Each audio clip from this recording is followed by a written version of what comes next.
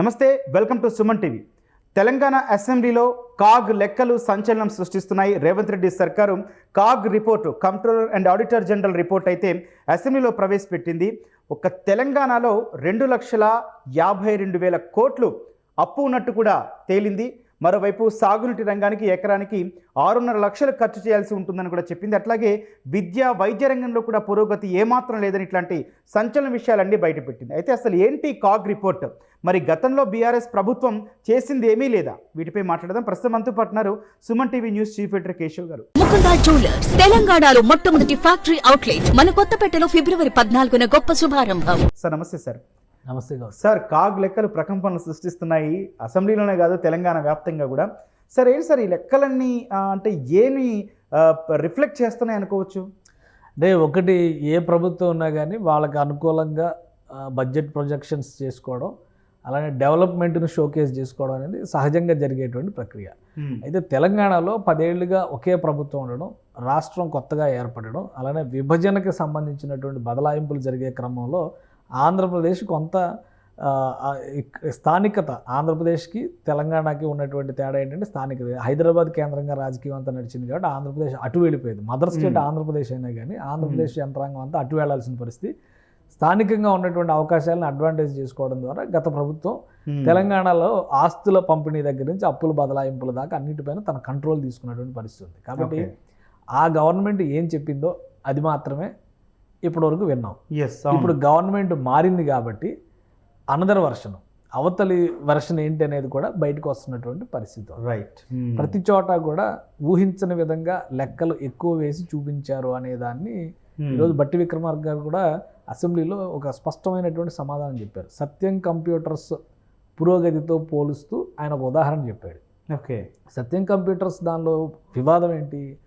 ఇది ఒక most progressive company అనేటువంటిది ఎస్టాబ్లిష్ చేసుకునేటువంటి క్రమంలో చేసినటువంటి బిజినెస్ కంటే కూడా బుక్ ఆఫ్ రికార్డ్స్ని మేనేజ్ చేశారు. ఇంకా ఎక్కువ జరుగుతున్నట్టుగా, ఇంకా ఎక్కువ లాభాలు వస్తున్నట్టుగా ఎక్స్పోజ్ చేస్తూ వెళ్తే అది చాలా పెద్ద కంపెనీ అని దేశవ్యాప్తంగా సత్యం కంప్యూటర్స్ అనేది అప్పుడు దేశంలో ఉన్నటువంటి తలమానికమైనటువంటి 4-5 కంపెనీల్లో ఒకటే.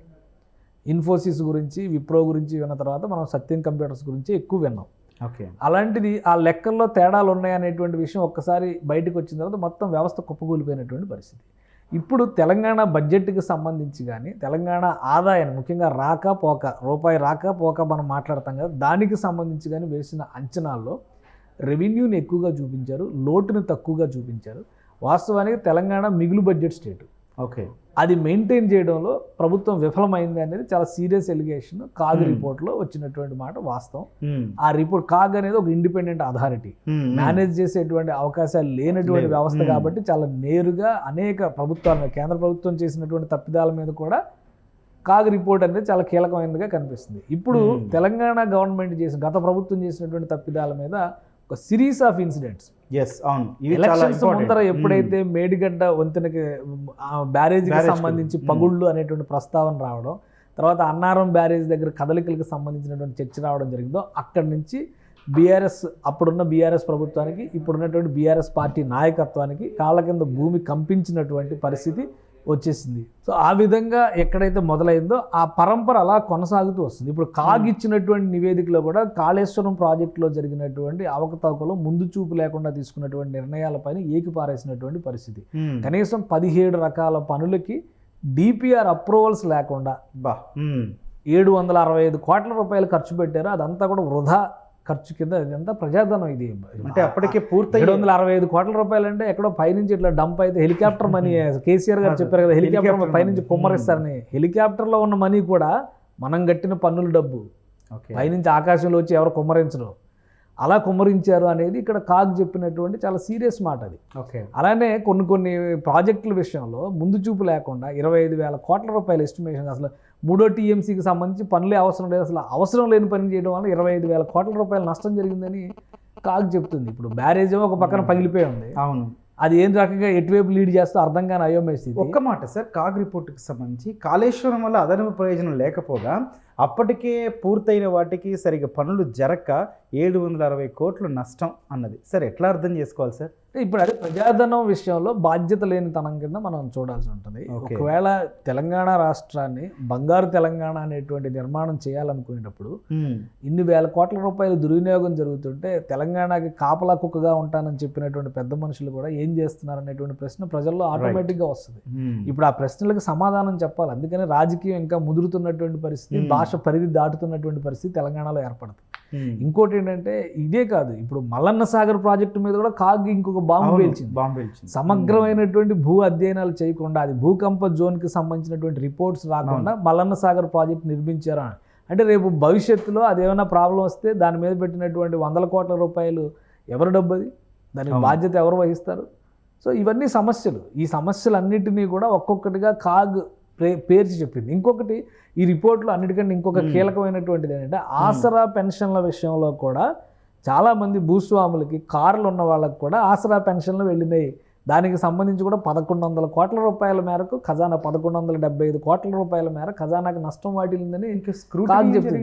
అసలు ఏ విధంగా జరిగింది? చనిపోయిన వాళ్ళకు కూడా 372 మందికి కొన్ని నెలల పాటు పెన్షన్లు వెళ్ళి అనేటువంటి మాట కాగ్ రిపోర్ట్ చెప్తుంది. ఇవన్నీ కూడా చాలా షాకింగ్ ఫ్యాక్టర్స్. అవును. అందుకనే అసెంబ్లీలో బడ్జెట్ని, ఎస్టిమేషన్స్ని మన చేతిలో ఉన్నటువంటి అంకెలు కాబట్టి మన ఇష్టం వచ్చినట్టు మేనేజ్ చేయకుండా వాస్తవాలు ఏంటో ప్రజలకు తెలియజెప్పాలని మేము ప్రజల మీద ఉంచాం అనేటువంటి మాటని బట్టి విక్రమార్క గారు చెప్పారు. అంటే ఈ అంశాలన్నింటినీ కూడా ఇప్పుడు ప్రజలు అబ్జర్వ్ చేస్తారు కదా, ఇవేమి చూడకుండా పట్టించుకోరు కదా. ఇంకోటి సమగ్ర కుటుంబ సర్వేకి సంబంధించినటువంటి డేటా మీద కూడా కాగ్ కొన్ని సీరియస్ ఎలిగేషన్స్ చేసింది. కనీస డేటా, సరైనటువంటి డేటా లేదు. సమగ్ర కుటుంబ సర్వే డేటా ఒకలా ఉంది, ఆసరా పెన్షన్లు ఇస్తున్న డేటా ఇంకోలా ఉంది, అనర్హులకు కూడా పెన్షన్లు ఇస్తున్నటువంటి పరిస్థితి ఉంది ఇక్కడ. అవన్నీ కూడా ఆ రిపోర్ట్లో వచ్చినటువంటి అంశాలు. కాబట్టి ఈ దుమారం మరొక 2-3 రోజుల పాటు తెలంగాణ రాజకీయాలను కుదిపేటే అవకాశం అయితే చాలా స్పష్టంగా కనిపిస్తుంది. దీనికి అప్పుడు ప్రభుత్వంలో కీలక పాత్ర పోషించినటువంటి నాయకులు ఏం సమాధానం ఇస్తారో వేచి చూడాలి. సార్, రెవెన్యూ లోటు భర్తీ కూడా అప్పుల ద్వారానే చేయాల్సి ఉంటుంది ఈ కాగ్ రిపోర్ట్లో ఉన్నటువంటి మెయిన్ సారాంశం. సో అది గతంలో చేసిన ప్రభుత్వం తప్పైనప్పటికీ కూడా ఇప్పుడు ఈ ప్రభుత్వానికి కూడా భారంగా మారే అవకాశం లేదా? ఖచ్చితంగా భారం అవుతుంది. ఇప్పుడు వడ్డీలు, అప్పులు చేసినటువంటి వాటిపైన కట్టేటువంటి వడ్డీలపైన ఒక లెక్క చెప్పింది. అవును. 2,52,000 కోట్ల రూపాయలు 2032-2033 ఆర్థిక సంవత్సరం నాటికి 2,52,000 కోట్ల రూపాయలు కట్టాల్సి వస్తుంది. ఆ భారం అంతా ఎవరు కడతారు?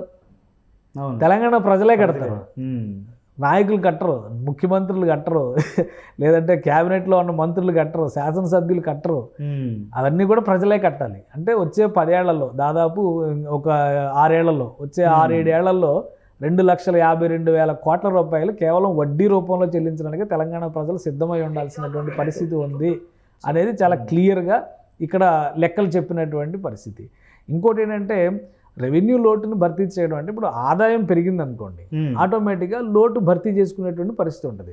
అసలు తెలంగాణ మిగులు బడ్జెట్ ఉన్నటువంటి రాష్ట్రం. ఇప్పుడు లోటు ఎందుకు ఏర్పడింది అంటే ఫైనాన్షియల్ మేనేజ్మెంట్ సరిగా ఉండకపోవడం వల్ల, ఆర్థిక క్రమశిక్షణ లోపించడం వల్ల జరిగినటువంటి క్రమం. అంటే 10 ఏళ్లలో లోటు బడ్జెట్ రాష్ట్రానికి తీసుకొచ్చినటువంటి పరిస్థితి ఉంది. అది కూడా దాన్ని భర్తీ చేసేటువంటి క్రమంలో సరైనటువంటి ప్రయత్నాలు జరగకపోగా రాబడిని ఎక్కువగా చూపించి లోటును తక్కువ చేసేటువంటి ప్రయత్నం చేశారని కాగ్ చేసినటువంటి విమర్శ అది. అంటే కాగ్లో ఉండేవాళ్ళందరూ ఫైనాన్షియల్ ఎక్స్పర్ట్స్. ఆర్థిక నిర్వహణ ఎలా ఉండాలి, ఎక్కడ లోపాలు, ఎక్కడ తప్పిదాలు జరుగుతున్నాయి, దాన్ని ఏ విధంగా సవరించుకోవాలో తెలిసినటువంటి వాళ్ళు ఉంటారు. కంప్లీట్ ఆడిట్ రిపోర్ట్ అయితే కాగ్ అంటే. ఆ క్రమంలో చూస్తే వాళ్ళు వేసినటువంటి అంచనాలు ఇవి. మీకు వస్తున్నటువంటి అంచనాలను ఏమో పెంచేస్తున్నారు, లోటునేమో తగ్గించుకుంటూ వస్తున్నారు. అంటే తక్కువ లోటు చూపించేటువంటి ఒక ప్రయత్నం చేస్తున్నారు. కానీ రాబోయేటువంటి రోజుల్లో, అందుకనే సత్యం కంప్యూటర్స్ ఉదాహరణని బట్టి విక్రమార్క చెప్పారు. సత్యం కంప్యూటర్ ఆ సంస్థ ఒక 4 ఏళ్ల పాటు మేనేజ్ చేయగలిగింది. 4 ఏళ్ల తర్వాత పరిస్థితి చేయి దాటిపోయేటువంటి పరిస్థితి ఉంది. రేపు ఇది బెడిసి కొడితే మొత్తానికి అరెస్టులు అయ్యి ఎక్కడ అరెస్ట్ చేస్తారో కూడా తెలియని పరిస్థితి. ఎందుకంటే అది అమెరికాలో కూడా లిస్ట్ అయి ఉన్నటువంటి కంపెనీ, స్టాక్ ఎక్స్చేంజ్లో లిస్ట్ అయి ఉన్నటువంటి కంపెనీ. సో అది ఇక్కడే డిక్లేర్ చేసి ఇక్కడే సరెండర్ అయ్యి కేసుని ఇక్కడే సాల్వ్ చేసుకునేటువంటి ప్రయత్నం చేశారని అంటారు తెర.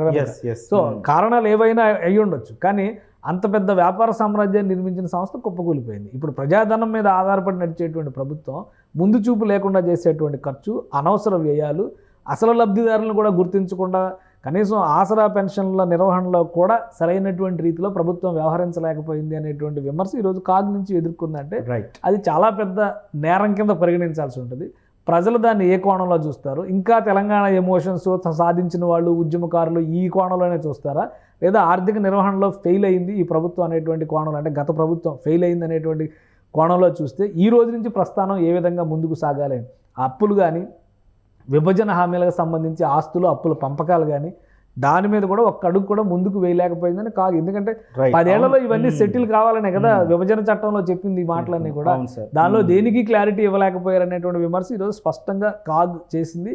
ఈ కాగ్ చిచ్చు తెలంగాణలో ఇంకో 2-3 రోజుల పాటు అయితే కొనసాగే అవకాశం కనిపిస్తుంది. Right sir, thank you sir.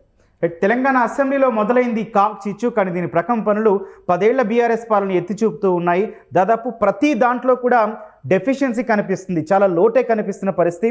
Kaleshwaram లాంటి ప్రాజెక్టులు కావచ్చు, లేదంటే మల్లన్న సాగర్కి సంబంధించి దీనికి సంబంధించిన ప్రతి రూపాయిలో కూడా లోటు ఉన్నట్లు కూడా స్పష్టం చేస్తుంది. అట్లాగే రెవెన్యూ లోటు భర్తీ కూడా అప్పుల ద్వారానే చేసుకోవాలనే అంశం కూడా అందరినీ, తెలంగాణ ప్రజల వాసులందరినీ కూడా కలవరపెడుతున్న అంశం.